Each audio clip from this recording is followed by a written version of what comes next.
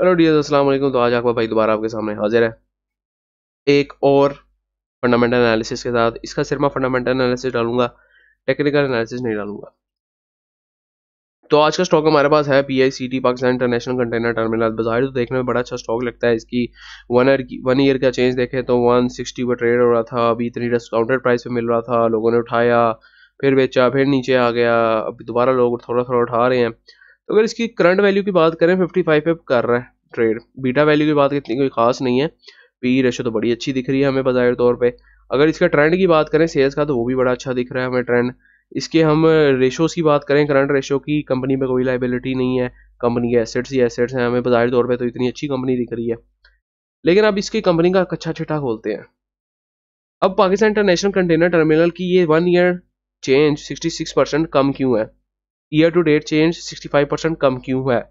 हालांकि कंपनी इतनी अच्छी पी रेशो दे रही है, कंपनी डिविडेंड्स भी देती रही है, देख लें, फिर भी कंपनी गिरी क्यों इतनी? अब सबसे पहले तो देखते हैं कि पाकिस्तान इंटरनेशनल कंटेनर टर्मिनल करती क्या है। अब पाकिस्तान इंटरनेशनल कंटेनर टर्मिनल एक सर्विसेज कंपनी है, यहाँ पे लिखा होगा सर्विसेज कंपनी, जो टर्मिनल मैनेज करती है, कंटेनर टर्मिनल्स को मैनेज करती है। अब उनका KPT के साथ, कराची पोर्ट ट्रस्ट के साथ बिल्ड बॉट कॉन्ट्रैक्ट हुआ, बिल्ड ऑपरेट ट्रांसफर कॉन्ट्रैक्ट, जो कि हुआ जून 18 2002 को। कितने सालों के लिए? 21 ईयर्स के लिए, जो कि खत्म हो जाता है 2023 में, जुलाई में। 23 साल पूरे हो जाते हैं और उसके बाद कंपनी को दोबारा इनके साथ कॉन्ट्रैक्ट नहीं मिला। दिस मीन्स कि कंपनी जो अपनी मैनेजमेंट सर्विसेज दे रही थी KPT पे, अब वो दोबारा अपनी मैनेजमेंट सर्विसेज नहीं दे पा रही KPT पे। अब इसको हम प्रूफ कैसे करें? वो एक चीज़ है। बाजार तो कंपनी बड़ी अच्छी दिख रही है, EPS भी बड़े अच्छे हमें दिख रहे हैं, डिविडेंड्स भी कंपनी बड़ी दे रही है, कंपनी तो इन्वेस्ट के काबिल है बाजारी तौर पे। लेकिन अब इसका कच्चा चिट्ठा खोलते हैं। अगर सबसे पहले बात करें तो जून 30 को हमें तकरीबन अगस्त 28 को हमें ये डॉक्यूमेंट मिला, जिसमें जून 30 की हमें, हमारे पास जून 30 तक हाफ ईयर एंडेड की हमारे पास सेल्स मौजूद है। ठीक है, और मैंने क्या कहा था? जून 30 तक हमारे पास सेल्स मौजूद है, लेकिन हमारा कॉन्ट्रैक्ट एक्सपायर कब हुआ था? जुलाई के अंदर, KPT के साथ। अब यहाँ पे हमें बड़ा अच्छा रेवेन्यू दिख रहा है भाई, कितना अच्छा रेवेन्यू है, और टैक्सेशन के बाद प्रॉफिट भी कितना अच्छा है, EPS कितनी अच्छी आ रही है, बेहतरीन EPS आ रही है। अब यहाँ पे अगर हम देखें, ये तो हमें मिल गया, लेकिन अब उसके 4 महीने बाद अब हम सितंबर 30 की देखते हैं। अब सितंबर 30 की हम फाइनेंशियल स्टेटमेंट देखें तो हमें 9 मंथ्स, ये 9 मंथ्स की तो हमारे पास फाइनेंशियल स्टेटमेंट अच्छी आ रही है। ठीक है, 9 मंथ्स में सितंबर तक इतना कमाया है कंपनी में, मतलब जनवरी से सितंबर तक कंपनी ने इतना कमा लिया है, अच्छा खासा। ठीक है, और अगर हम यहाँ पे देखें कि जून से लेकर, मतलब लास्ट आई थी हमारे पास जून 30 से लेकर सितंबर 30 तक कितनी सेल्स हुई है, तो वो हमें दिख रहा है कि जून 30 से लेकर सितंबर 30 तक कोई सेल्स नहीं हुई, ना रेवेन्यू है, ना कॉस्ट हुई है, ना ग्रॉस प्रॉफिट हुआ है। इसका मतलब ये है कि कंपनी अब ऑपरेशनल ही नहीं है, इसलिए ना वो रेवेन्यू जनरेट कर रही है, ना उसकी कोई कॉस्ट लग रही है। अब ये कंपनी ऑपरेशनल नहीं है। ठीक है, और कंपनी के पास जून 30 में कितना प्रॉफिट था? इतना। अब उसके बाद मतलब कैश भी बढ़ा था।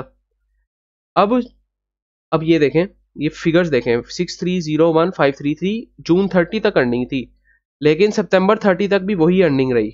इसका मतलब कि जून 30 से लेकर सितंबर 30 तक कंपनी ने कुछ नहीं कमाया, इसलिए जून 30 तक की ही अर्निंग यहाँ पे रिफ्लेक्ट हो रही है। ठीक है, अब कंपनी के पास, जैसे कि मैंने बताया, कैश इन हैंड तो था, क्योंकि प्रॉफिट देखें कितना है। अब कैश इन हैंड भी था, उसकी स्टेटमेंट से हमें पता लग सकता है।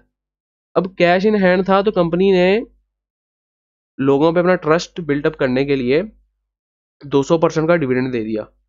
अब जब 200% का डिविडेंड दिया, प्राइस दोबारा शूट अप कर गई, तकरीबन हमारे पास 80-90 इतनी हमें हमारे पास प्राइस दिख रही थी। अब हम अगर इसको गौर से देखें तो ये एक मैनिपुलेशन थी बस, कि कंपनी को लोगों को कंपनी पर ट्रस्ट हो, और वो थोड़ी बहुत उनकी काम भी आई। अब दूसरी चीज़ अगर हम देखें, ये हमने चीज़ें देखनी है। अब दूसरी चीज़ हम देखें कि हमारे पास 27 नवंबर 2023 को एक मेजर शेयर होल्डर जो थे, नेम ऑफ पर्सन, मतलब कि हमारे शेयर होल्डर का नाम जो था यूरो एशियल टर्मिनल, जिन्होंने इतने ज़्यादा शेयर खरीदे हुए थे PICT के, उन सारों ने शेयर बेच दिया। अब देखें यहाँ पे हमारे पास 4-5 पेजेस हैं और पांचों पे सेल्स है, मतलब सारे जो है ना शेयर्स यूरो एशियन ने बेचे हैं, कोई किसी ने भी कुछ खरीदा नहीं है, सारा बेच दिया। मतलब जितने शेयर उनके होल्डिंग में पड़े थे सारे बेच दिए। अब ये क्यों बेच रही है, इतनी बड़ी कंपनी है, वो क्यों शेयर बेच रही है दूसरी कंपनी के? अगर उसके पास उसको ट्रस्ट होता उस कंपनी में, क्यों शेयर बेचती?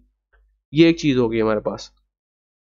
अगर मैं यहाँ पे भी आपको इनसाइडर ट्रांजैक्शंस दिखाऊं तो यहाँ पे भी हमें देखें सब्सटेंशियल शेयर होल्डर पोजीशन जो थी, नेम ये, इन सारों ने इतने इतने माल के शेयर बेच दिए उस कंपनी के, इतने बड़ी बड़ी अमाउंट्स के शेयर बेच दिए। कंपनी पे अगर उनको ट्रस्ट होता वो शेयर कभी भी ना बेचते, वो होल्ड करके रखते। ये एक चीज होगी कि पाकिस्तान इंटरनेशनल कंटेनर टर्मिनल क्यों नहीं चल रही। अब पाकिस्तान इंटरनेशनल कंटेनर टर्मिनल के पास इसके अलावा बिजनेस ही कोई नहीं है ना, कि वो सिर्फ केपीटी को देती थी सर्विसेज और उसके बदले उसको रेवेन्यू जनरेट होता था। लेकिन पाकिस्तान इंटरनेशनल कंटेनर टर्मिनल के पास इसके अलावा कोई और काम ही नहीं है। तो अब इसके सामने दो ऑप्शन है, या तो अपनी कोई रेवेन्यू स्ट्रीम जनरेट करे कोई और, या तो फिर एक कंपनी जिसने अब टेक ओवर कर लिया इसकी जगह केपीटी पे, जो कि एडी पोर्ट्स है, दुबई की कंपनी है, यूएई की, वो इसको टेक ओवर कर लेगी, इस कंपनी पे मर्जर हो जाएगा उसका। अब देखते हैं एडी पोर्ट्स क्या है। अब यहाँ पे अगर हम जाएं सिंपल गूगल पे और यहाँ पे हम एडी पोर्ट्स लिखें तो हमें एडी पोर्ट्स की ना वेबसाइट मिल जाती है, जिसमें हमारे पास यहाँ पे है Abu Dhabi ports, ports and terminal operations, मतलब ये कंपनी भी ऑपरेशंस मैनेज करती है। ठीक है, अगर हम यहाँ पे लिखें एडी पोर्ट्स कॉन्ट्रैक्ट तो हमें ये कराची पोर्ट ट्रस्ट के साथ हमें कॉन्ट्रैक्ट भी देखने को मिल सकता है। यहाँ पे 50 year concession agreement between Karachi port trust for container terminal. अब एडी पोर्ट्स नया ग्रुप है जिन्होंने पीआईसीटी की जगह ले ली है ऑपरेशंस। ठीक है, ये दुबई का है ग्रुप। अब वो उन्होंने साइन किया 50 साल का कॉन्ट्रैक्ट, ठीक है, और कराची पोर्ट के साथ, पोर्ट ट्रस्ट के साथ। अब देखने वाली चीज ये है कि अगर इन्होंने अपना मर्ज कर लिया पीआईसीटी के साथ तो पीआईसीटी का शेयर दोबारा रॉकेट हो जाएगा।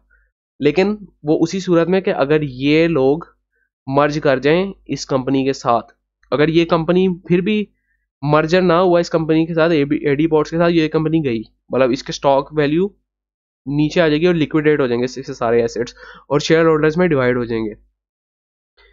तो उम्मीद करता हूं आप लोगों को ये सारी बात समझ आई होगी। लब्बे लबाब ये है कि पाकिस्तान इंटरनेशनल कंटेनर टर्मिनल तब तक काम नहीं कर सकता जब तक इसकी कोई और रेवेन्यू स्ट्रीम ना जनरेट हो जाए, ये कोई और तरीके से पैसे ना कमाना स्टार्ट हो जाए, या तो एडी पोर्ट्स इसको टेक ओवर या मर्ज ना कर लें इसके साथ। तो दो ही सूरत में इसके बचने के चांस है। नहीं तो अगर नहीं इन दोनों सूरतों में कुछ हुआ तो पीआईसीटी को लिक्विडेट कर दिया जाएगा और इसके सारी लाइबिलिटीज उतार के जितने पैसे बचेंगे शेयर होल्डर्स में उनकी रकूमात को डिवाइड कर दिया जाएगा। तो उम्मीद करता हूँ आपको ये छोटा सा एनालिसिस पसंद आया होगा, और जिन्होंने भी पाकिस्तान इंटरनेशनल कंटेनर टर्मिनल को होल्ड पे रखा हुआ है उनको बेचें और इससे निकलें। नेक्स्ट टाइम के लिए भाई को इजाज़त दीजिए। अल्लाह हाफिज़। अगर आपको वीडियो पसंद आ रही है तो ज़रूर लाइक करें।